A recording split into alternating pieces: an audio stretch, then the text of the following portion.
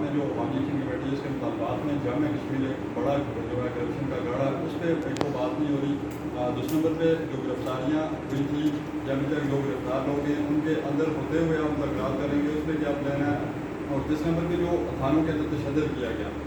یہ جو چونکہ یہ سیاسی طور پر جو قیدی تھے ان میں انہوں نے دہشت گردی تو نہیں کی تھی اس پہ آپ کا کیا موقف؟ یہ جو آپ نے کرپشن کی بات کی نا تو کرپشن کو پہلے آپ یونیورسٹی تک کیوں محدود رکھتے ہیں؟ کرپشن تو آگے گئی ہے. وہ تو کرپشن تو آپ کوئی ایسا ادارہ بتا دیں جس میں آزاد کشمیر میں آپ یہ کہہ سکیں کہ وہاں کرپشن نہیں ہے. اور جو باقی مطالبات کی بات ہے ہمارا تو جو ہے ایجنڈا جو ہے پہلے چارٹر آف ڈیمانڈ ہے اس پہ لوگوں کا بڑا اعتراض یہ ہو رہا ہے کہ یہ بہت لمبا ہے تو اس میں اب مزید ایڈ کرنا جو ہے وہ ابھی اس مرحلے پہ یہ مناسب نہیں ہے. جہاں تک آپ نے وہ بات کی کہ F I R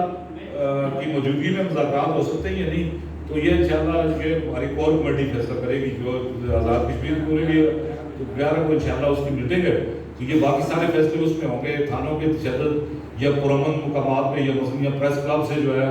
press club کے ہاتھے سے جو ہے دھرنا ختم کرنا یہ باقی جگہوں پہ بھی جو پرامن وہ دھرنے تھے ان کو ختم کرنے پہ اس پہ قانونی کیا کارروائی ہوگی یہ انشاءاللہ ہم اخبار کونسل کے تھرو جو ہے وہ یہ قانونی کارروائی ہوگی.